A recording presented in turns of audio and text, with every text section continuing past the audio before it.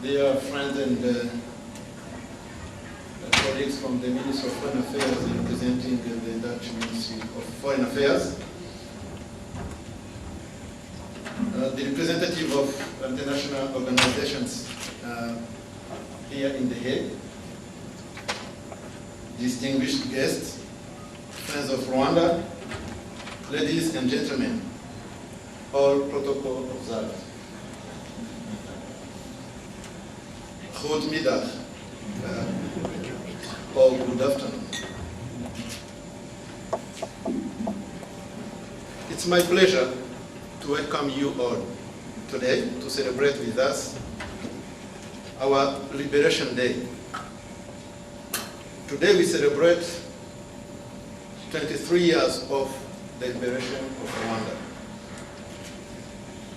Every July 4th marks the day the Rwanda Patriotic Front stopped the genocide against the Tutsi that took 1 million lives of our people and were liberated by the Rwanda Patriotic Front led by our President Pierre Karabaranga.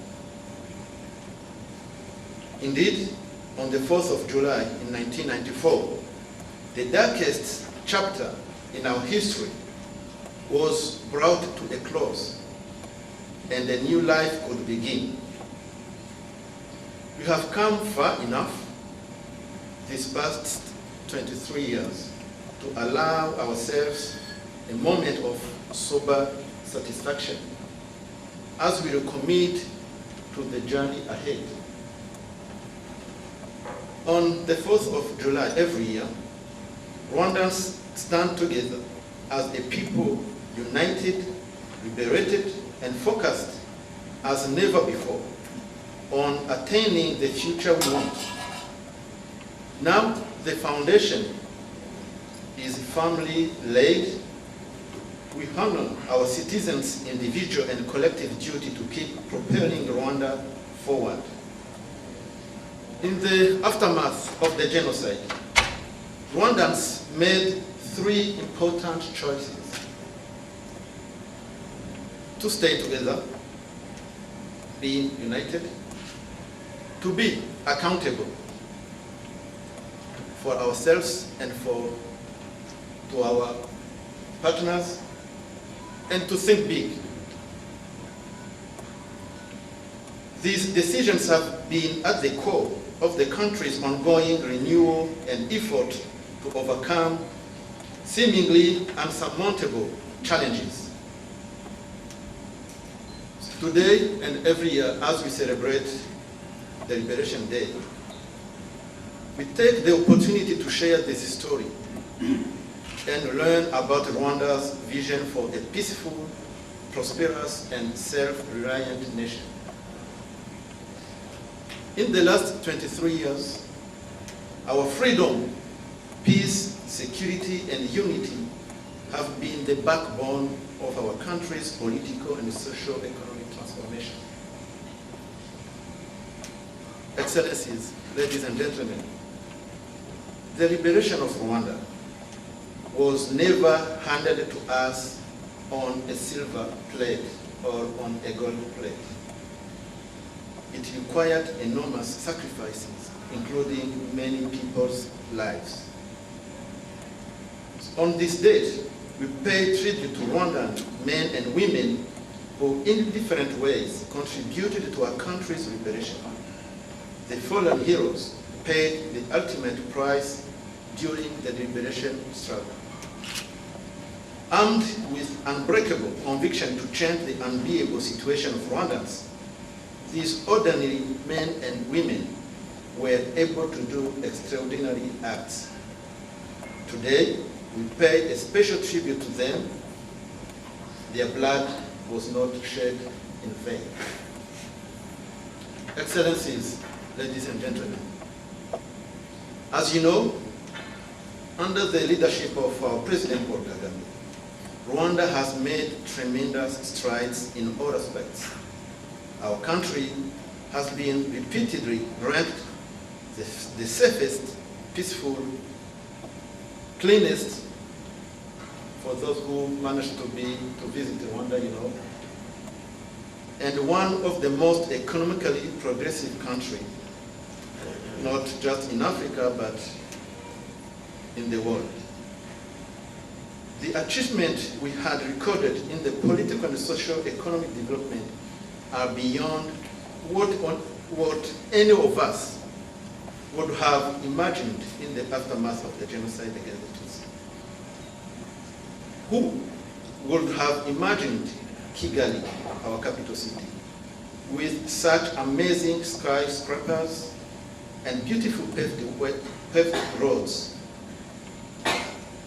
What about the strides we have made in education? Between 1962, at the moment of our independence, and 1994, in education, Rwanda produced less than 1,000 undergraduates. And the total enrollment in universities were only 2,160 students in more than 40 years. Only in the last 23 years, our kids are enjoying a universal and primary and secondary education. And today, 96,000 Rwandans are doing their university studies. Annually, we are producing about 19,000 undergraduates annually, with 64% of women in parliament and having reached the gender parity in primary education. Rwanda is leading the world in promoting women and children's rights. We have achieved universal health care, and Rwandans' life expectancy increased by 20 years in the last 23 years. Our per capita income since 1994 has increased by about 250%, placing the country on track to become a middle-income country by 2020. For example, before 1994, the GDP growth rate was at 2.2%. And today, available data shows that the Rwandan economy recorded an average growth rate of 80.5 in the last 14 years. And it is projected to grow by 6.2% in 2017, this year, and 60.8% in 2018. Rwanda also increased the GDP per capita from less than $185 in 1994 to $844 by the end of 2016. This contributed greatly in reducing poverty levels from 78% in 1995 to 32% in 2016. In the last 2 years, Rwanda managed to reach more than 1,800,000 people from extreme poverty. Another example is that in 1994, at the end of the genocide, Rwanda's total budget was only 50 billion Rwandan francs, and nearly 100% was externally funded by our partners and our friends. Only 50 billion Rwandan francs. Today, in the upcoming 2017-2018 fiscal year, the national budget is valued at 2,094 billion. According to our budget framework, the budget framework paper, 2017-2018, Rwanda will pool its domestic revenue to 66% to the whole budget, plus 17% of loans, making the total of 83% of national budget. Then the remaining 17% will come from foreign aid from our partners and our friends. In the upcoming 2017 and 2018 budget framework paper, it shows that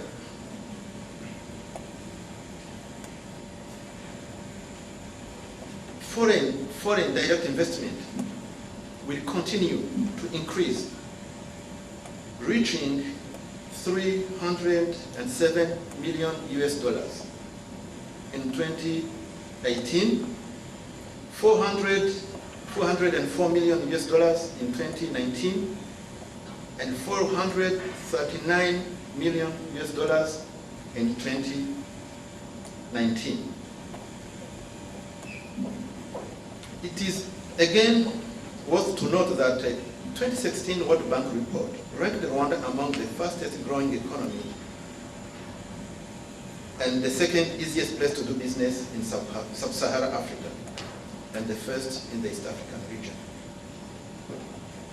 So to sum it up, Rwanda is no longer a case study for conflict or genocide, but a model of stability, good governance, and fast-growing economy. Although, as Rwandan, we have much to be proud of, we have no room for complacency. The journey ahead is still long and demands that we double and even triple the momentum where needed. As we celebrate the Liberation Day, we challenge ourselves to safeguard the success recorded while striving to achieve more. We want stability and continuity. Excellencies, ladies and gentlemen, my president always reminds us that, and I quote, "Our liberation is not a single event or an end point. It is an attitude that inspires everything we do, and without which we cannot succeed. Each milestone we reach allows us Rwandans to do more, to confront other challenges and overcome them." In Rwanda, our conviction to fight divisions has not changed, and never it will. It has allowed us to build a new country, one that delivers security, public services, and economic opportunity to all citizens. We still have a long journey to travel, but Rwanda has been able to come this far because we owned up and took the lead in addressing our challenges, we are convinced that with this approach, we have no reason to fear the future. End of quote. Indeed, with the leadership of our president, Rwandans have full confidence in their future. We value his leadership and we don't take it for granted. We know where we come from, almost from nothing, and we know where we want to be. Nothing will take us back where we were in 1994. Excellencies, ladies and gentlemen, 2017 is a special year for Rwanda and Rwandans. It's a year for presidential elections that will take place on August 4th, exactly in 1 month. Rwandans will choose their president, keeping in mind that they need to keep the pace in our journey for development. Rwanda expressed themselves and made their voice heard across the world, saying that they need stability and continuity in our journey to having a more safe, stable, and fast progressing country.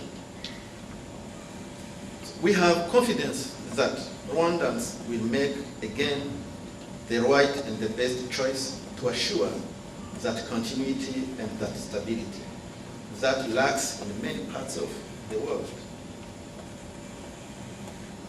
Excellencies, ladies and gentlemen, I would like to close my remarks by thanking you all for your presence here today, for being excellent partners of Rwanda, being personal friends of our embassy, Friends of Rwanda in general for the last 23 years, and we are looking forward to a continuous and stronger cooperation and collaboration. And of course, I would like to thank my colleagues from embassy, the little girls that performed a bit in front of you, and thanks everybody who took part in the organization of this wonderful day. God bless you, God bless your families, God bless your countries, God bless Rwanda and the Netherlands, God bless Friends of Rwanda. I thank you very much.